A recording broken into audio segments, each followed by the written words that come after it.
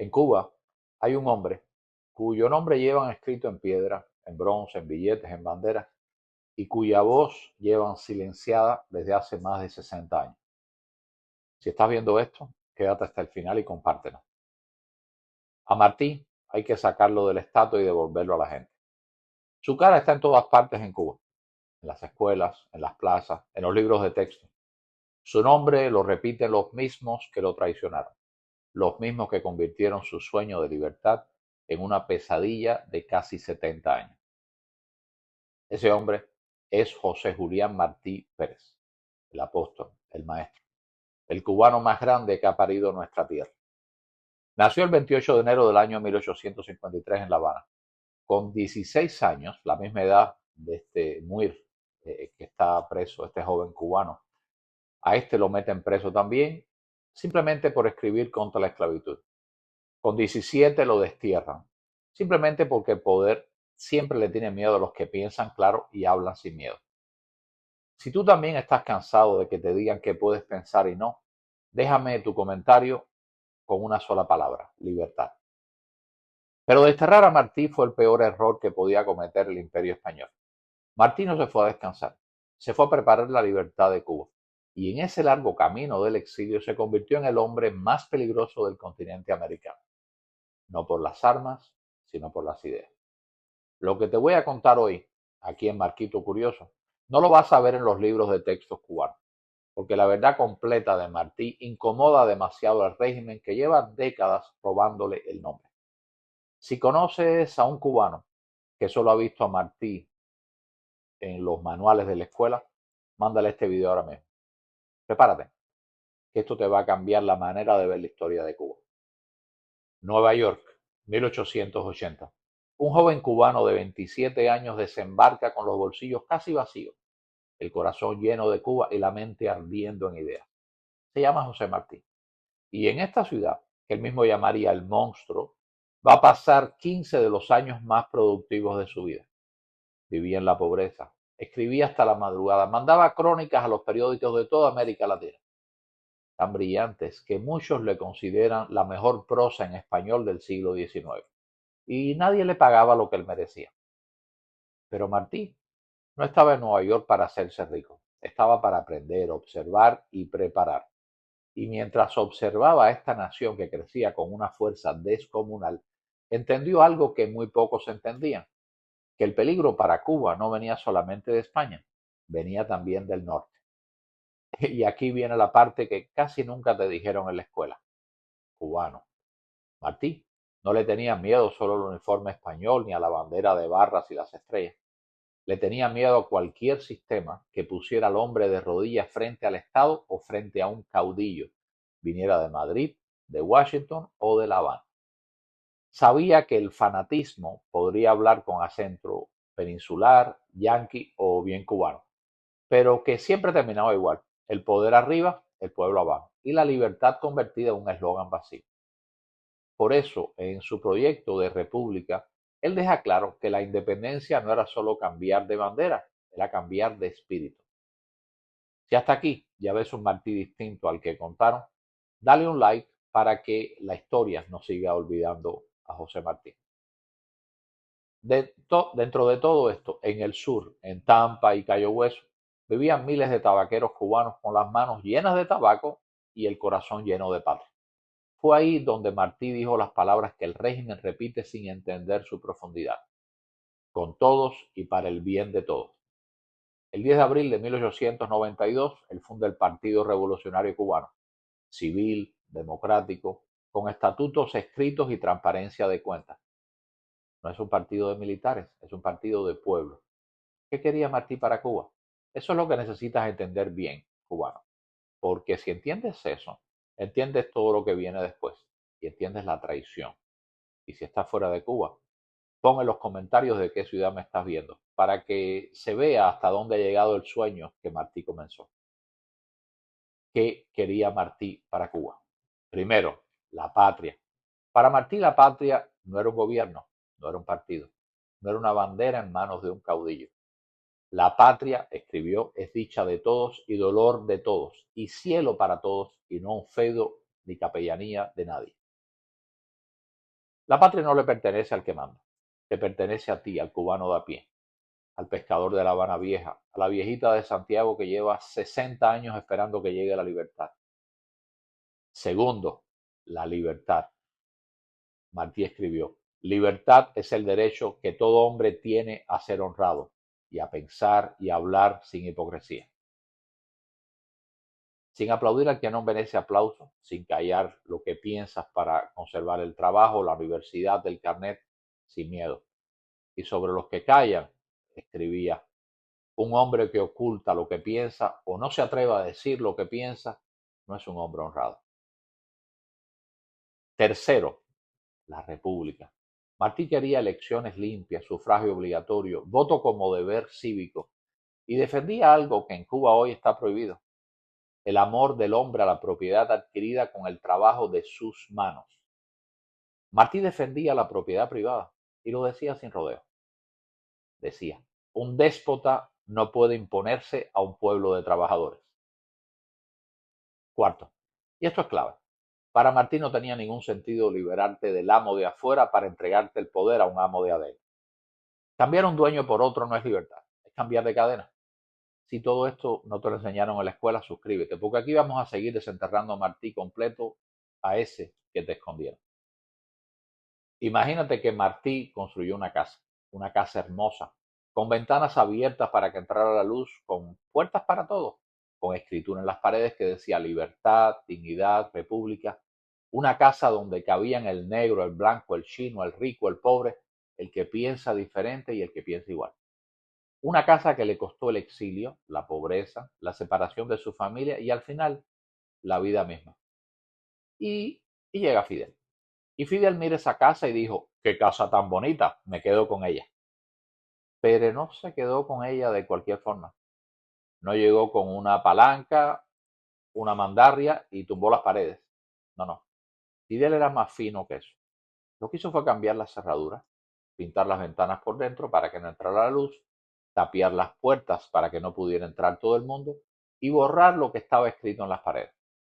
Y después puso un letrero enorme en la fachada que decía Casa de Martí. Ahí vive Fidel, en la casa de Martí, con el nombre de Martí en la puerta, recibiendo visitas en nombre de Martí, dando discursos de 8 horas en nombre de Martí, mandando a la cárcel a los vecinos en nombre de Martí.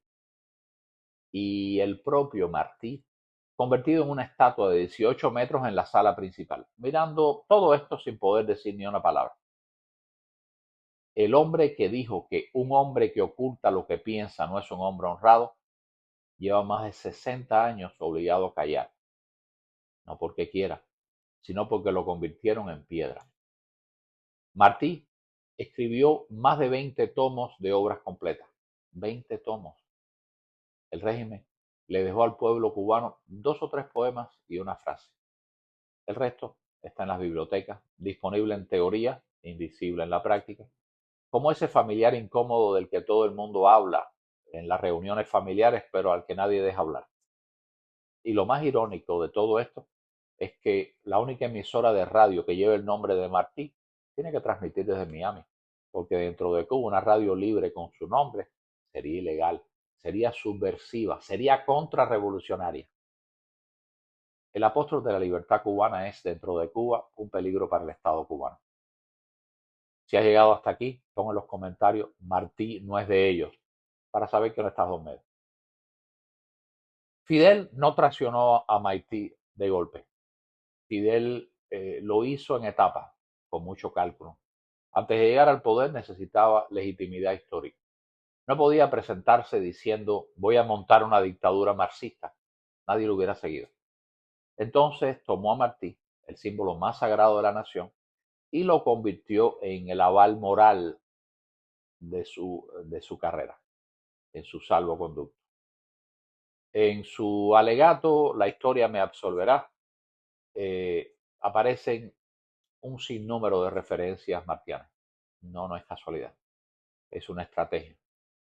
Una vez que él llega al poder, amputa todo eso. Le dejó al pueblo el Martí poeta, el Martí romántico, el Martí de los versos sencillos, y borró al otro, al Martí que desconfiaba del poder absoluto, al que defendía la prensa libre, al que fundó un partido civil con rendición de cuentas, al que advertía contra los caudillos. No lo eliminó, lo vació por dentro y dejó solamente la cáscara útil para sus discursos. Ahora, mira las contradicciones una por una, que se vean bien claras. Martí dijo, y lo cito, con todos y para el bien de todos. Fidel Castro dividió a Cuba entre revolucionarios y gusanos. Cientos de miles al exilio, millones actualmente, decenas de miles a la cárcel. Martí dijo que la patria no era feudo de nadie.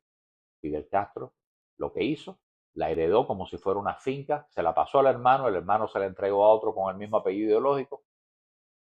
Martí defendía las elecciones limpias como un deber cívico. Fidel Castro lo que hizo, un partido único, sin elecciones libres, sin candidatos de oposición. En más de 60 años, nunca. Martí defendía la propiedad privada, el fruto del trabajo de las manos del hombre. Fidel Castro lo que hizo, expropiaciones masivas, el esfuerzo del cubano convertido en propiedad del Estado. Martí dijo que el que oculta lo que piensa no es un hombre honrado. Fidel Castro lo que hizo, una sociedad entera obligada a ocultar lo que piensa para poder sobrevivir. Y Martí fundó un partido para ganar la independencia y disolverse en la República. Fidel Castro fundó un partido para quedarse en el poder eternamente.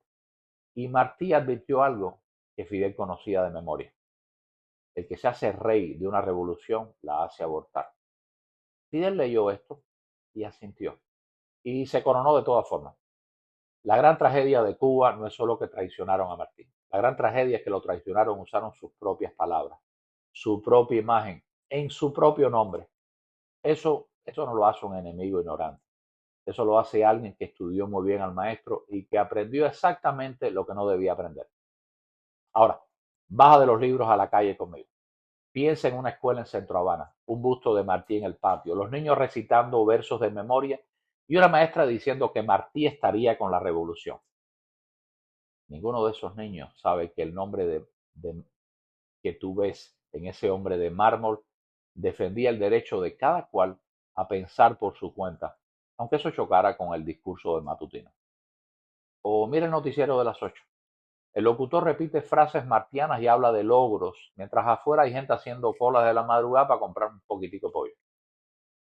Martí soñó con una república de hombres libres y trabajadores, no con un país donde el ciudadano viva pendiente de la libreta cuando hay algo por la libreta y del favor de un funcionario.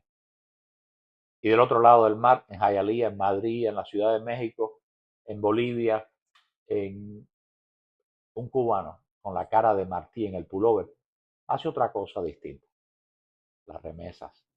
Trabaja, paga impuestos en el otro país y manda dinero para que su madre en La Habana pueda comer. Ese exiliado no se resigna. Está más cerca del Martí real que muchos de los que hoy lo citan en la mesa redonda. Eso tiene un nombre en psicología, en política y en la historia de las dictaduras. Se llama manipulación de masas. Tomas lo que la gente ama, lo que la gente respeta, lo que la gente considera sagrado y lo pones a trabajar para ti, no para el pueblo, para ti. En el papel, Cuba está llena de Martí. En la realidad, está llena de cosas contra las que Martí peleó toda su vida. En los muros, su cara, en los discursos, sus frases, en la vida diaria, censura, miedo, pobreza, un solo partido y un solo jefe. Eso no es con todos y para el bien de todos. Eso es con unos pocos y para el control de todos. Fidel no amaba a Martí. Fidel usó a Martí. Y hay una diferencia enorme entre amar a alguien y usarlo. Los que aman, construyen. Los que usan, destruyen. Y lo que Fidel construyó con el nombre de Martí no fue una república. Fue una jaula con el escudo del apóstol en la puerta. Y tú, cubano que me estás escuchando, dentro de la isla o fuera de ella, en cualquier lugar que estés, dentro de Cuba o fuera, cualquier país, necesitas saber algo. El régimen puede poner la cara de Martí en todos los billetes del mundo. Puede nombrar aeropuertos, hospitales y escuelas con su nombre. Puede construir estatuas de 100 metros, pero no puede borrar lo que Martí pensó, lo que escribió, lo que soñó para ti. Si estás en Cuba y puedes, guarda este video. Si estás fuera, descárgalo y reenvíalo. El algoritmo puede esconder cosas, pero la transmisión oral no, porque Martí escribió esto para ti. La libertad cuesta muy cara y es necesario o resignarse a vivir sin ella o decidirse a comprarla por su precio. ¿Cuánto tiempo más nos vamos a resignar, hermano? Ahora viene la parte incómoda y te la voy a decir sin azúcar.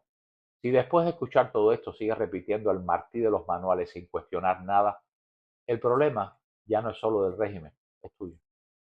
El poder le tiene pánico a un pueblo que lee, que compara, que piensa por su cuenta. Por eso te dieron un Martí recortado, seguro, inofensivo. La única forma de romper la jaula con el nombre de Martí en la puerta es que tú te apropies de sus ideas mejor de lo que ellos se apropiaron de su cara.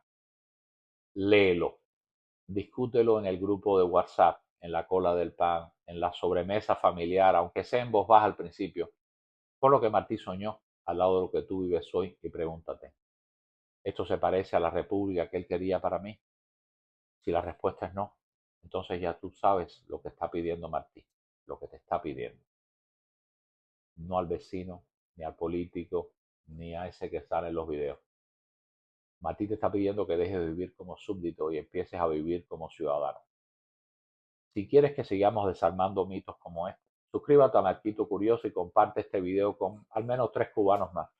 Porque la libertad cuesta muy cara, sí, pero más cara todavía le sale a un pueblo acostumbrarse a vivir sin ella.